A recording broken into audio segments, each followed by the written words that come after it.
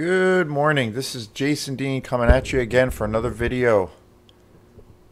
Live, coming at you live from Film Fanatic headquarters. It is a Tuesday at 11:20. So, yeah, hope everyone's doing good. Appreciate the love and people supporting this channel. If you like these videos, please, subscribe to the channel and keep the comments coming. I love interacting with people through this page and this channel. It's a total blast.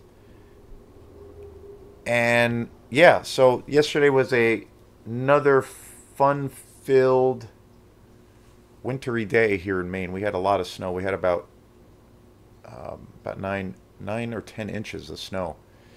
Light and fluffy. It was easy to get easy to get dug out, and so no casualties along the way, so that was good. But yeah, usually weather like that is a good time to and a good day to watch movies.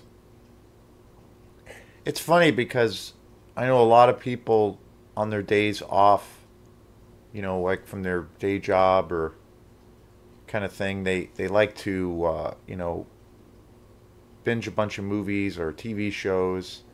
Some people will sit and watch hours of a particular television series or movies.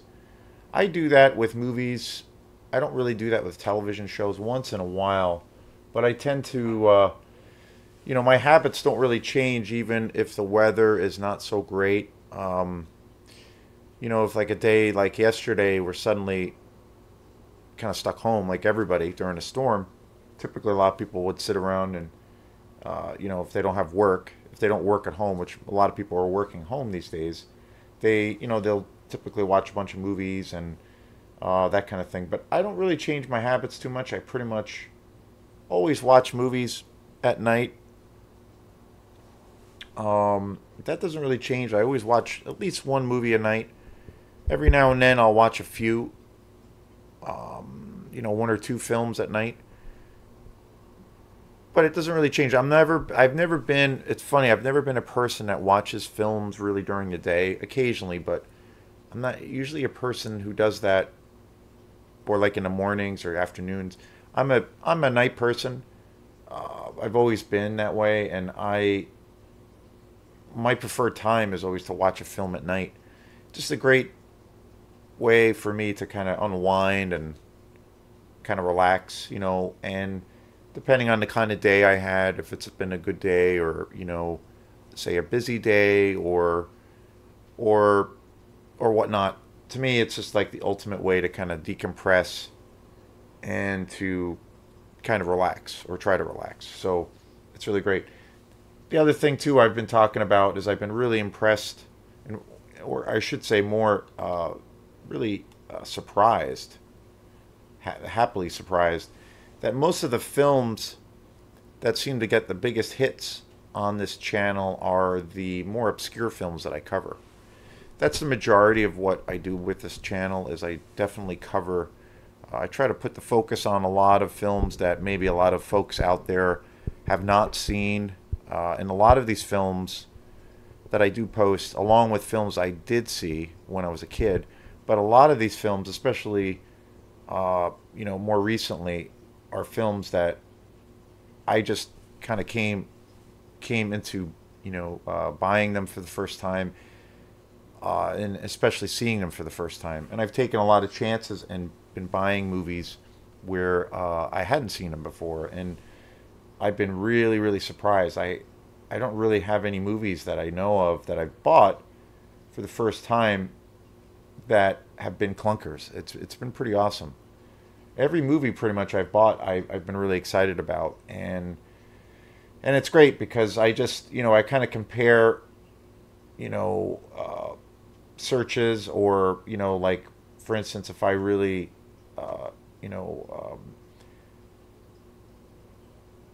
checking out, say, I have a lot of Herschel Gordon Lewis movies. He's one of my favorite exploitation directors. And during during the time I watch his films, or there's like various special features on a lot of his discs that are amazing. Every now and then it will come up about, or even just like doing stuff online where I'll be looking up things about him. It will come up as, well, if you like his stuff, there's these, 5 other directors that are really obscure also that made all of these bizarre movies during that same time period. So, and you might like them. So I end up checking those out, and then that leads to me discovering this guy and that guy, and then this film and that film. And then before I know it, I'm in this world of all of these films and directors that I've never seen before. And it opens up this whole other gate, and it's super cool. That's the thing I've been enjoying most, and that's what I go by as far as most of my purchases these days is that I tend to do that. I still look for titles. Obviously, there's always titles that I'm trying to find. There's always movies that I remember seeing that I seek out, and then certain directors that I love, and some of them, some of their films that I might not have ever seen. So I go usually when I go shopping for movies at Boom Moose, I usually I look for things like that. But then I'm also, the other part of my brain is where I try to be really open to checking out some other things that I've never seen before. So I've really lucked out. In this movie here, this is like one of my all-time favorite Grindhouse movies. Castle of the Creeping Flesh. This movie is just bonkers crazy. I probably got this almost 2 years ago, which is hard to believe. I've had this movie for a little while. And again, this is a film I've never seen before. And I've watched it numerous times.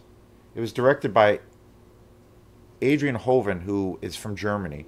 It came out in 1968.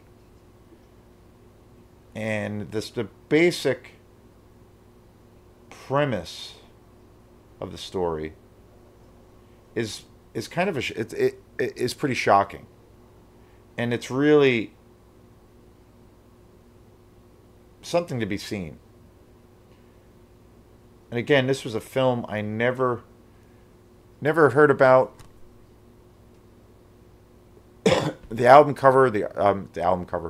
cover for the package was just amazing. I mean, how can you not love that? And basically, the synopsis of this film, it's a hard film to kind of describe because there's a few things going on at once story-wise, to a degree. But the basic synopsis is it's about like this mad scientist who tries to revive his dead daughter by an operation. But there are certain body parts that he can't get. His problem is solved when a group of drunken partygoers stumble into his castle. And this movie, too, is also probably one of the sleaziest movies I've ever seen. It came out, and again, it's one of those things, like, I can't believe this came out in 68. Like, it's just wild. I honestly don't know or think that this film could be, if this film was put out in this day and age, I don't think this would get any distribution because it's, I guess by today's standards, it is not politically correct. Mostly because of the sexual scenarios. Like, it's very sleazy, and it starts off where there are, basically these scantily clad partygoers at this party, and there's all of these sex scenes. But it progressively gets a lot darker, and there's one scene in particular where there is basically this rape scene, and it's generally shocking. It's incredibly hard to get through at times. I've seen this movie multiple times, but the music and the way the film is shot is an interesting contrast to what you're actually seeing, because the music is very sublime and sad and kind of epic, but the scene, particularly this one scene, is just really horrendous.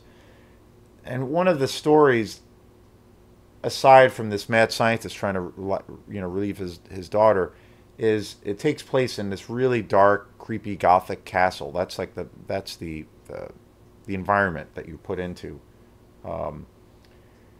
and this castle is an ancient castle, and there's this family that still lives there, and it's been passed on from generation to generation.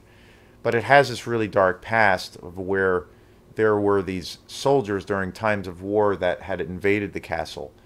And the previous two generations that owned the castle, they were invaded by these foreign invaders.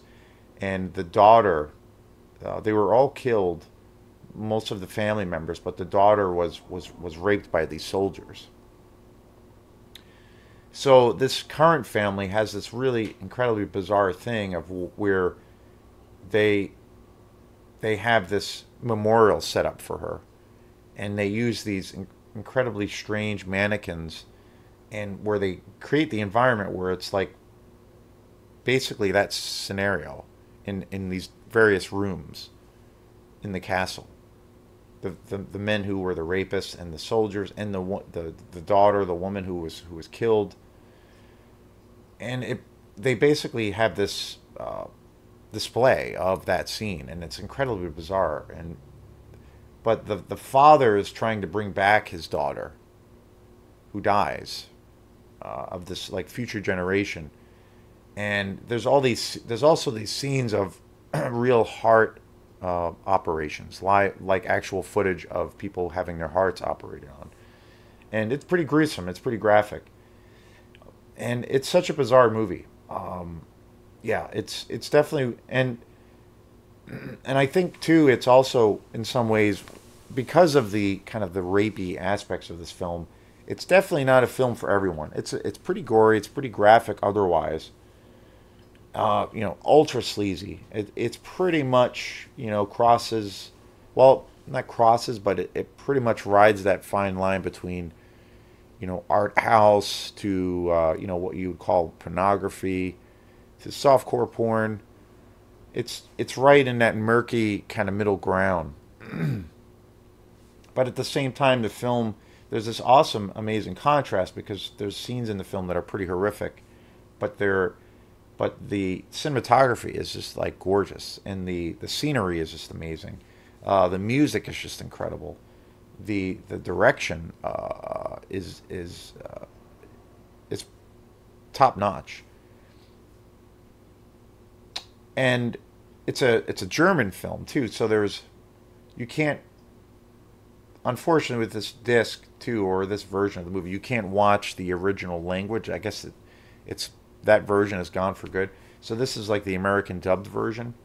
A lot of the times, I have a lot of these films that I've been buying. A lot of these foreign exploitation films are, you have that option to watch it, with either the English dubbed version, and the English dubbed versions are versions of the film that tended to come out a little bit later, maybe a year or two later, after its original release. But a lot of the discs and a lot of the movies I do own that are foreign films, they have the option to where you can watch the original language, watch the film in its original language. And I notice too, like if I have that option for especially a foreign film, I usually always go with that, because I find when I've compared that over time, when you watch a dubbed version, like a dubbed American version, and then you watch the original, say uncut version, or if it's in its native tongue, there's discrepancies in the story. There are things left out. The translation is off a lot of the times in the story or the narrative, so you're kind of getting a little bit of a skewed version of the film. But that being said, it's also fun and also kind of hilarious to watch a lot of these films in the dubbed context, because it just adds a lot of campiness. So, but I always tend to go for the original speaking version, or the original. For instance, in this film, I looked for the German version, and it's not available. But it's still an incredible experience. And the thing that's so cool, like I said, about this film, even though this film, I would say, is not for everyone, because it's pretty. It definitely pushes that threshold, I think. even for me, there's a few scenes in it that are pretty shocking, and I feel like, you know,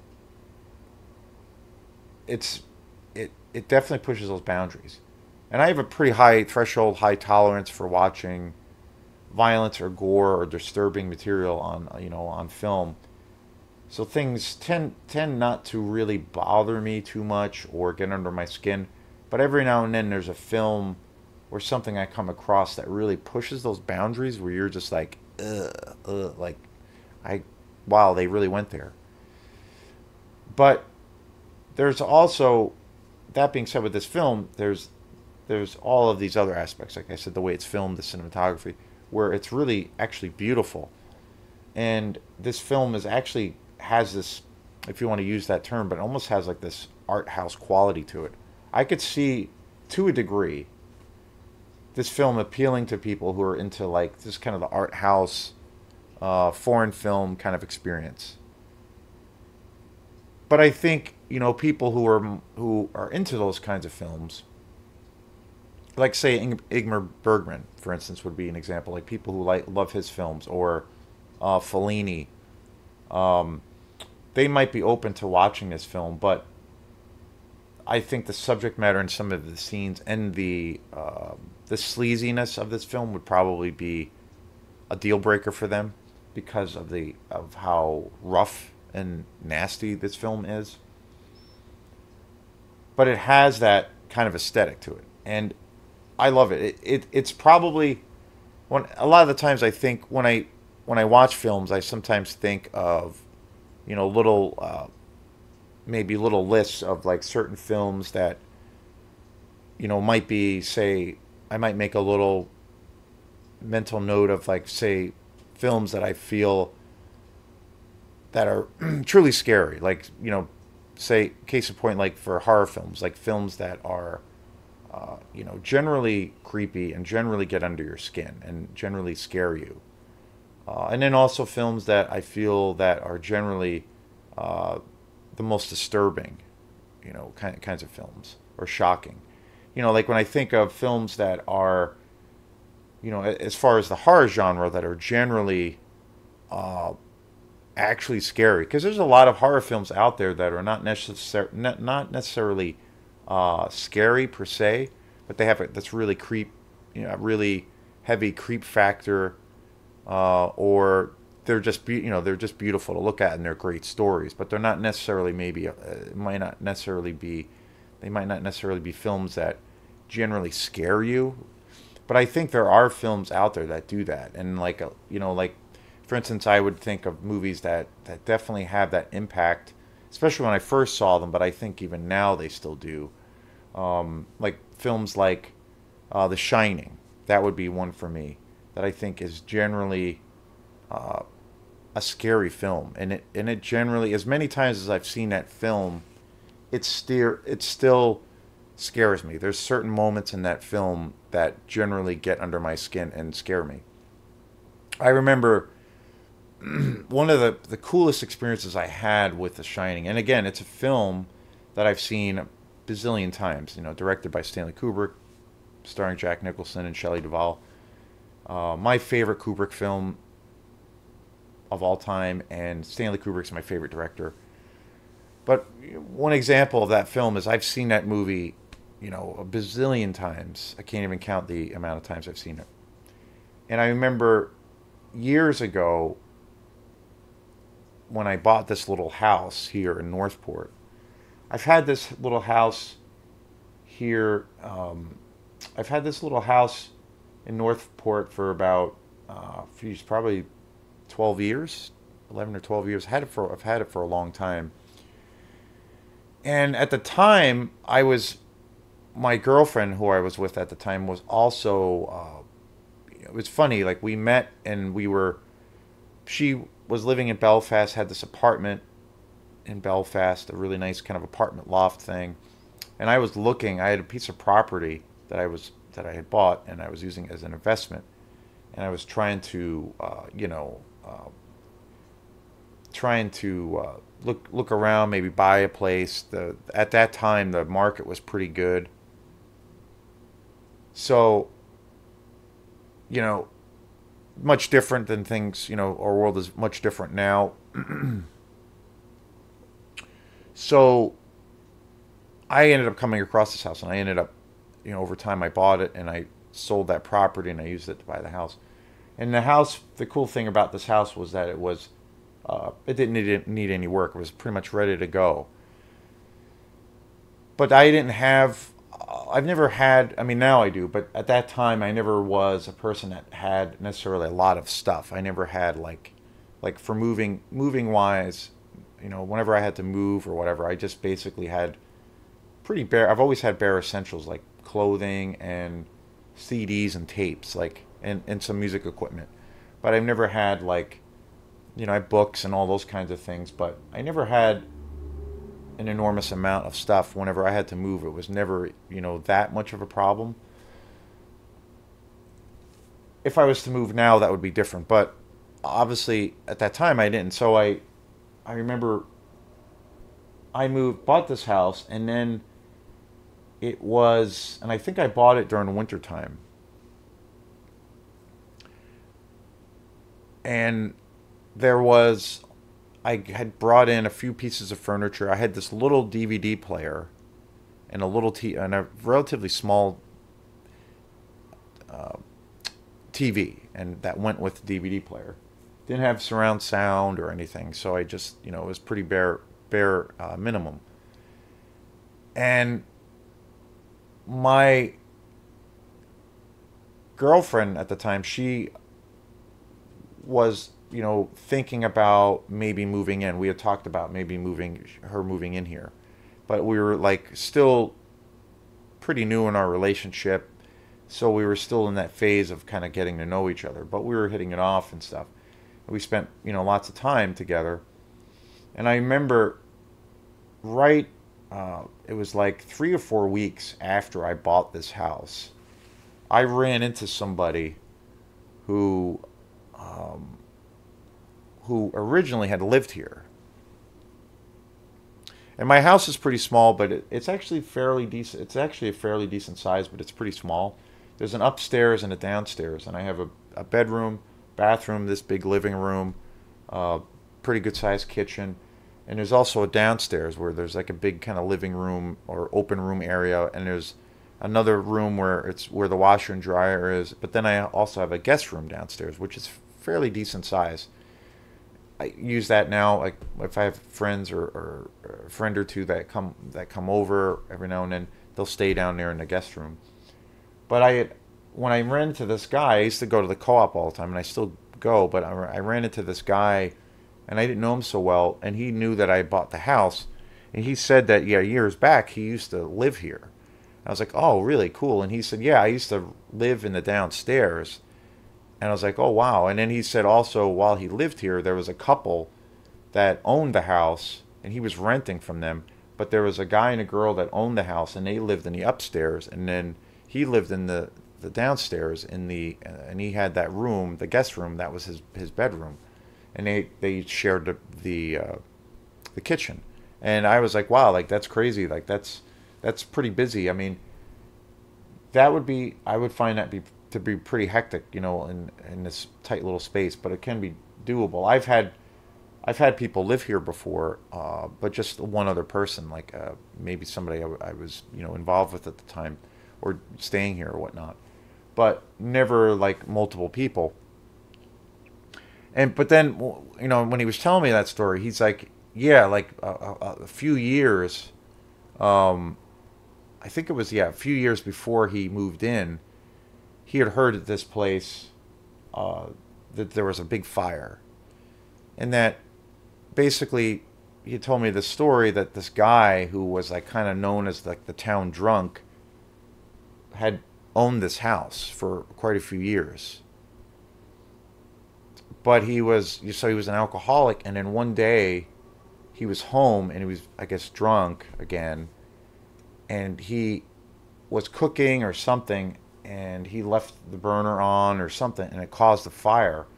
And there was a big fire, a big house fire, and he died in this house. And he basically got burnt alive in this house.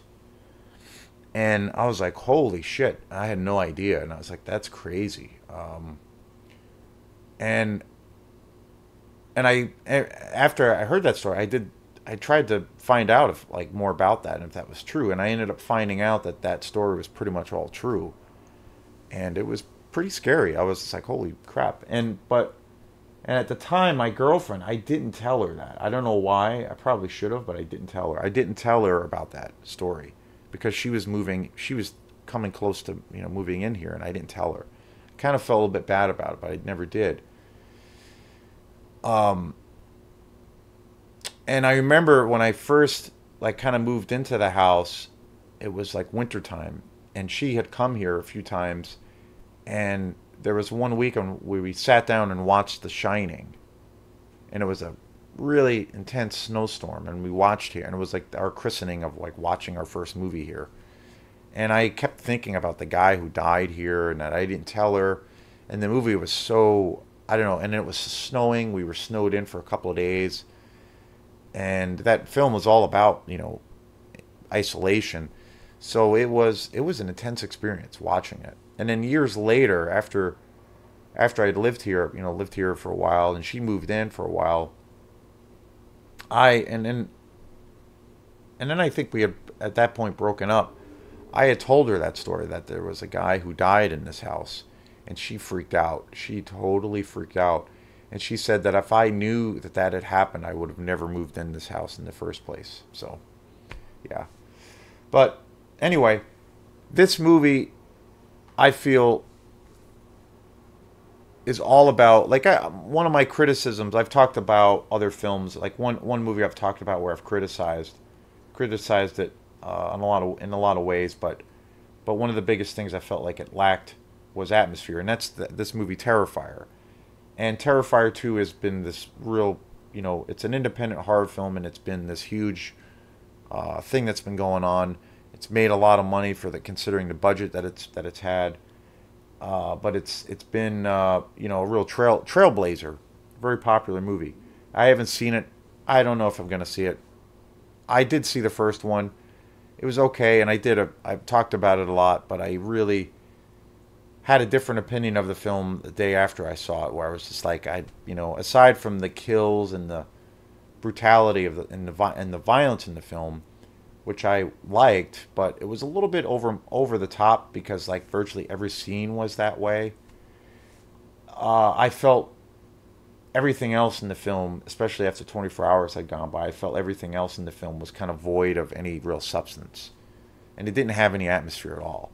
But this film, and considering that this came out in '68, this film to me, in a lot of ways, why I love these exploitation movies so much. Even if the stories are bad, or maybe not inconsistent, or just like they don't really necessarily make sense, or even if the acting isn't so great, or the editing might be bad, but if it's got atmosphere, and that's the thing I love about these grindhouse films and these exploitation films, particularly the horror ones, they have such amazing atmosphere. And this film is just like kind of the epitome of that. Like it's so beautifully shot that even if the movie is bad, I become a fan of it because I'm immersed, I'm pulled in because of that. Where you're in this, you're pulled into this alternate universe. And Castle of the Creeping Flesh is like a prime time example of that. I mean, just tremendous, just tremendous. And like I said, this film was directed by Andrew Hoven, or Adrian Hoven. He was an Austrian director. I mean, he's from Austria, but he lived in Germany for a really long time. And he made a whole bunch of movies in the 60s, 70s. Pretty well respected exploitation director. There's some really awesome special features on here where they have both of his kids. And they talk about this film and his other films and how he was, in his circle, he was regarded as a pretty serious filmmaker. Other films he made were Mark of the Devil, which came out in 1970, Mark of the Devil 2, which came out in 73, Victoria and Dover at 54, Succubus in 68, Kiss Me Monster in 69, Two Undercover Cops, a whole bunch of movies, a whole bunch of films. The Erotic Adventure, uh, Like Once, Jungle Girl, uh, yeah, super cool. None of these other. This is the only film of his that I've really have seen before, that I know of offhand. Uh, but this movie is awesome. I don't really hear this movie talked about even in the exploitation world. A lot of the guys I watch on YouTube, I don't really see too many people talk about this film, which I'm surprised. There was one mention that I did see once, but the guy Mood 616, who's an awesome dude from Canada, had bought this movie, but he hadn't watched it yet. But this movie is just bonkers crazy. It's super entertaining. It's super cheesy. It's kind of terrible, but it's also like the atmosphere is amazing. It's so damn sleazy. It's really disturbing, and it's got this very gothic. It's a horror movie, but it's got this combination of art house meets like classic gothic horror. You know, it's kind of got a combination of those things, and definitely like sex exploitation. Yeah, it's super raw. But the thing that I love the most about this film is the just the raw atmosphere. The castle, the setting is like super gothic and super creepy and just great atmosphere. It kind of feels like a classic Hammer film too, because the production element. It feels like it's almost like a stage play. You know, it's awesome. But this is Jason Dean, so I highly recommend this film, Castle of the Creeping Flesh. Not for the faint at heart, but if you're into some weird,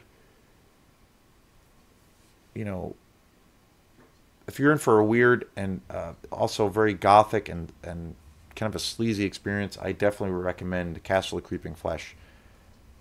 Directed by Adrian Hoven, 1968. It's hard to believe that this film came out so long ago, and it's just amazing. So thanks again. This is Jason Dean. I'm going to be signing off, and thanks for all your love and support. Please like and subscribe if you like this show and this channel, and we will see you next time. Peace.